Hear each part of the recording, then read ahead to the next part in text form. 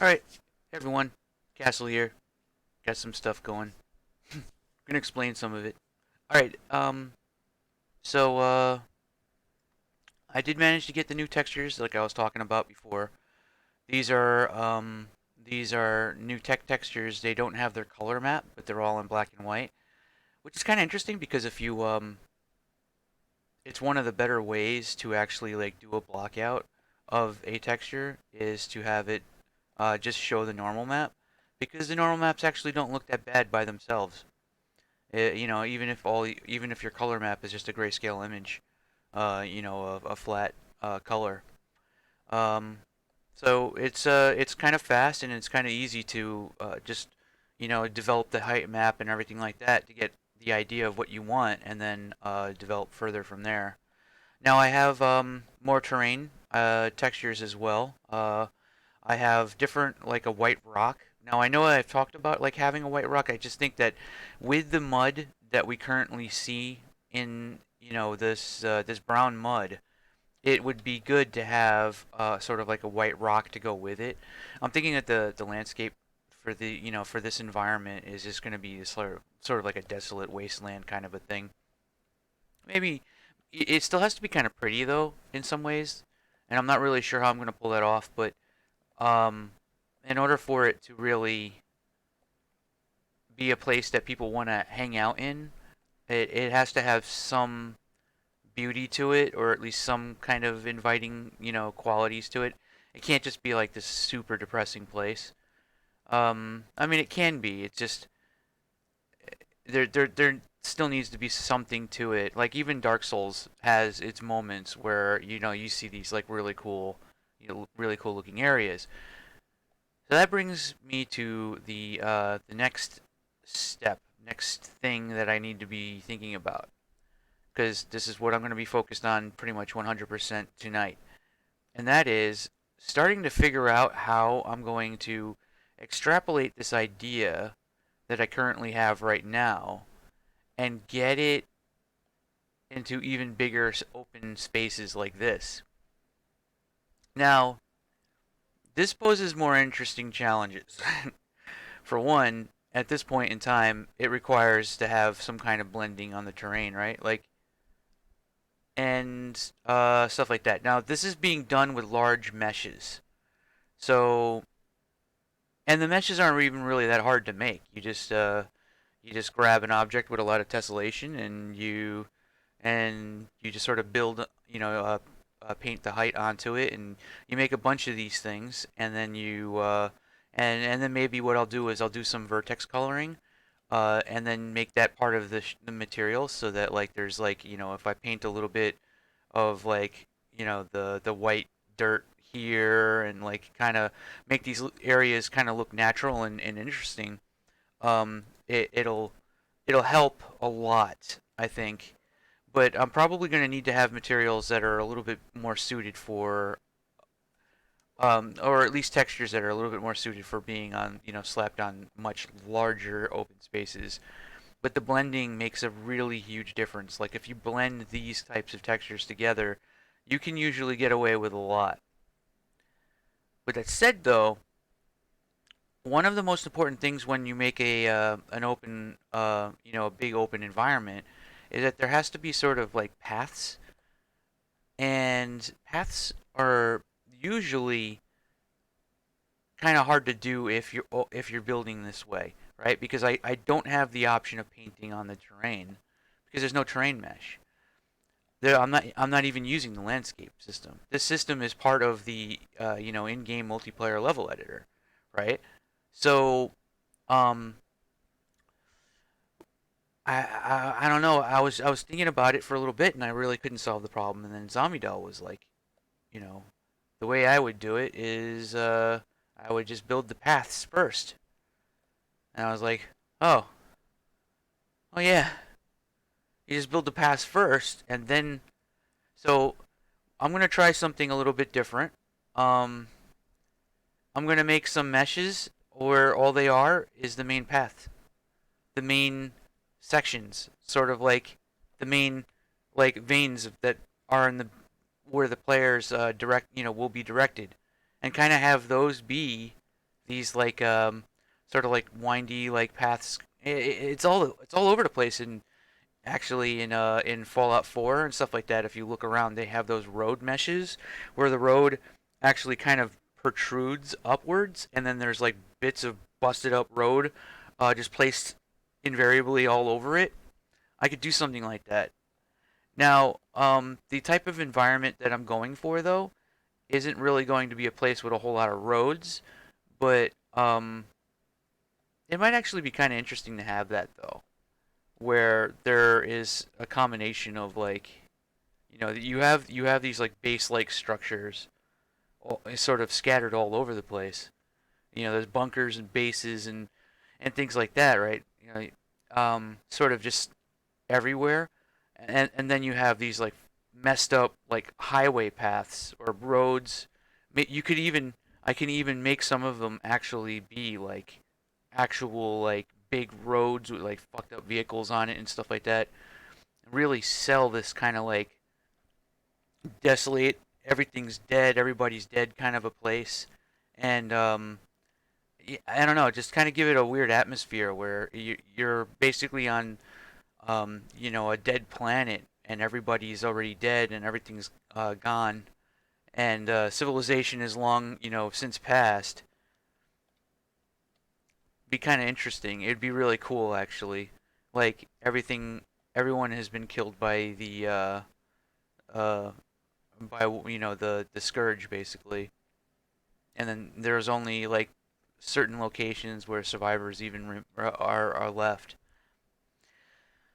So I'm gonna do that actually. I think that's actually gonna be kind of interesting to go that route. Now, so I gotta do vertex painting, and then make these materials reflect the vertex painting, and then I gotta make a lot more variations uh, after that. Also, too, let's see, how bright is this? So even this goes out. I vastly increased the size of how. Oh yeah, yeah, that's right. It that didn't take effect on this map, so um, I'm out. I left the bounds of this level. This level is just a test level, though.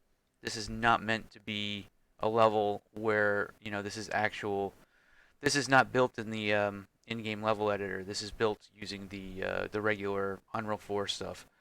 Um, it's mostly just to check out new meshes as I'm building them because it takes a little bit of effort to get them into the level editor, into the in-game editor. Um, that's mostly it. I mean, all of this stuff that you're seeing here right now is totally possible to be built in the in-game editor. It's just it's a little faster when you're building new meshes and stuff. So with that said, I'm going to probably focus on building like path meshes, basically that kind of wind and build them in such a way where they can be kind of smushed into each other, so that you can have like you can have this sort of like dirt path, and then you can have the highway overpass, and the overpass could actually be just like put into the ground a little bit, so there's always going to be kind of like these plate, like highways and roads and water paths, like maybe even have like something that kind of looks like a where rivers kind of pass through areas and stuff like that, and see if I can start with those pieces, and then once those are in place, then I can move in to doing these types of things where I can get these larger meshes in place that have all the blending on them and all that, right? So that should be cool. And then I also want to build a lot of tall rock spires, plateaus, and things of that nature. Uh, it's gonna be a lot of meshes sort of jammed into each other. Now these really big meshes are about 4,000 polys each, and I mean it's not nearly as much as you would normally see for something like a terrain mesher or something like that, right? It's give or take, if I'm careful about how I do things and I build the open spaces kind of in the way that a Borderlands open space is built, where it's really just a bunch of paths it's really just a lot of really big rooms that look like open spaces. I should be in pretty good shape to be able to build like really cool, um, open sort of spaces where it still feels like an open world, but there's also a lot of structures. It's not just like someone slapped down a terrain mesh and said, and painted some height differences and then, plopped down some trees and buildings. I'm going to be building these sort of like Quake-ish, Doomish environments where there are, interiors that lead to other open spaces and everything like that, and have it be something that uh, you can't just like jump in your vehicle and go straight from point A to point B. You actually have to kind of memorize the world a little bit and okay, I have to go down this way, and then there's a cave over here, and then this leads into a base, which then leads into this other section over here for another open area that's like over here, and then you know what I mean? Like it ends up being a lot more like just really big Doom maps um in some senses, like where there are some, like this would just be one area, and there would be maybe two or three more areas like this, right? And then they would all be connected with areas that are kind of like the first area in the Death Spiral, where you're in those tunnels, and there's like lots of like side rooms and stuff like that, right? And then after that, you'll find areas that are marked with different symbols. I'm actually thinking about going forward with this, so this actually seems like it.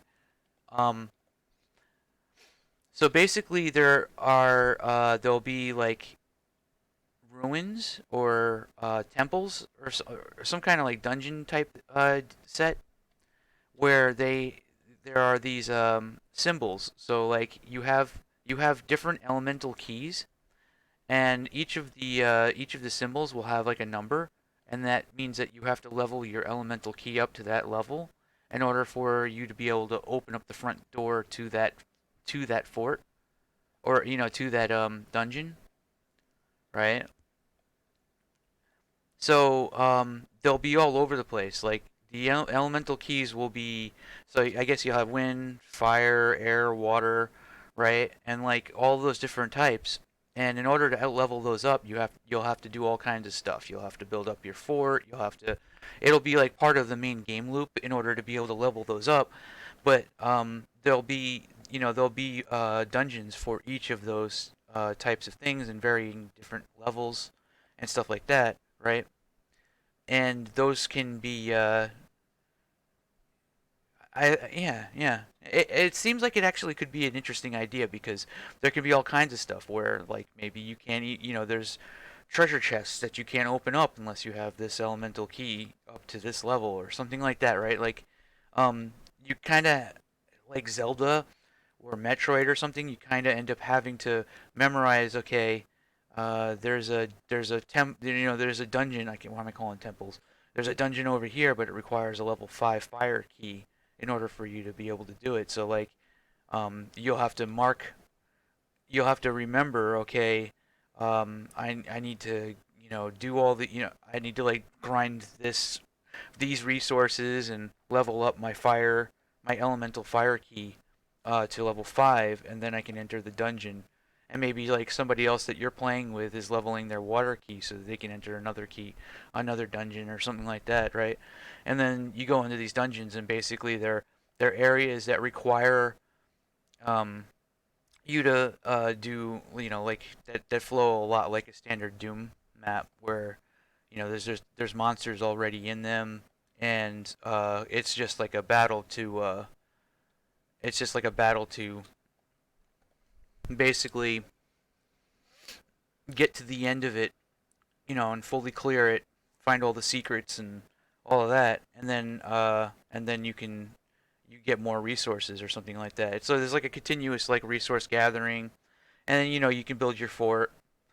The fort locations, I'm not really sure exactly how I want to do it, but I actually think that it might be kind of cool if the fort locations were places where you kind of, I want people to be able to save their forts kind of like in Fallout 76. I don't know. It just seems like a really good idea, but I also don't necessarily feel like it's a good idea to let people just build their fort anywhere they want. There has to be like designated locations where that can be. And if I allow people to build their forts in places that are preset, and I want them to be able to save their fort so that they can just teleport it over. So like they get to the next open world environment, which will be different, and there'll be like higher level elemental keys, and you know what I mean, like stuff like that. Or maybe there'll be like things that require like a fire and water key at this level. You know what I mean? Um, so like you'll go to the next area, but you want to keep your fort, so you don't feel like you're leaving your fort behind or whatever. You can just then teleport it to a new location that fits the same size.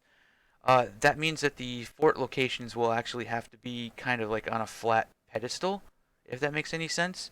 Otherwise, if I don't do it that way, like if you build a fort that fits on the side of a mountain, like right here, and then the next area that you're in isn't on the side of a mountain. It's more like it's like up here or something like that.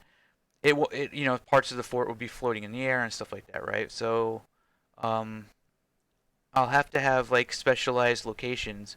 But I also think it would be kind of cool too if a lot of those specialized locations already have a lot of stuff built on them, and there's like monsters there and stuff like that, or something that you need to do in order to be able to unlock that location or be able to take it over or claim it, right?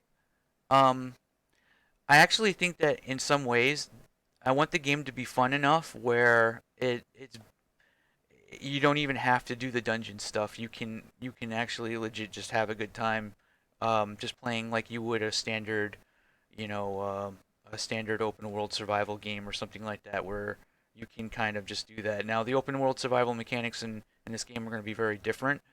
Um, First of all, half of the races that I want to have, like two out of three of them, won't even really require food because they're transhumanists and robots, basically.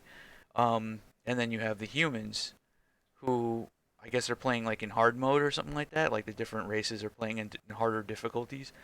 If you play as a human, you're basically, you have to build a farm, you have to have food, kind of a thing, right? But if you play as a sentient, then you're basically a war machine. Um, but you're not really good at inventing new stuff. You're just good at killing shit. So you have to kind of depend. So if you play with your friends, you have to kind of depend on them to be able to craft it for you and stuff. So you bring them resources, if that makes any sense. So like you can get better weapons from them because humans are the best. No, transhumanists are the best at crafting. Humans are the best at building, and sentients are the best at destroying, basically. Um, so you'll end up with sort of. I want people to be dependent on each other depending on which class they play. Like I want sort of a I don't know. Okay, all right. I'm repeating myself a lot on this because I think I'm actually, but I think the ideas are there. I have everything kind of coming together. So anyway, I like the idea that I'm going to be doing I'm going to try and do the paths. I'm going to try to have more open-ended, open areas. And if you're thinking about like how I'm going to be doing approaching the size of the open areas, think Borderlands 3. Yeah, roughly speaking, Borderlands 3 would be a pretty good, maybe a little bit larger than that because I'm trying to encompass a style of gameplay where you know traveling and exploring a little bit is necessary. Um, and I think that the reason why I can pull that off is because the multiplayer level editor allows me to have a lot of people working together, and also too anyone can mod any of the maps that are made. So like the game can ship with maps that are built by me and like my friends that like decide to just jump on and build like cool areas, but anyone can add on to the maps to make them even bigger and stuff like that. So like there's definitely not going to be a limit on how much content is going to exist. I don't think if this game has any degree of a community whatsoever, then you can probably bet your butt that there's going to be people building stuff for it using the stuff that I've created. And the level editor is not that hard to use. It's a little bit clunky in some ways, but what you can do with it is pretty much on par with anything that you would be able to do anywhere else. So um, it's definitely interesting. Now the fort building will just be blocks like Minecraft or 7 Days to Die. So like once you have your pedestal, I'm thinking that basically you just have like you have wood blocks, you have you know iron blocks, you have cobblestone. Probably like you know what I mean. Like you'd have all those basic materials, but you'd just be placing blocks. It'd be a different building system entirely that you can only access using the combat mode, basically. So you know what I mean. So like maybe like maybe as a human you have the ability to press like you'd have an extra thingy down here. You'd have like a racial or something like that. Um, that allows you to go into build mode and then you can start actually building the fort.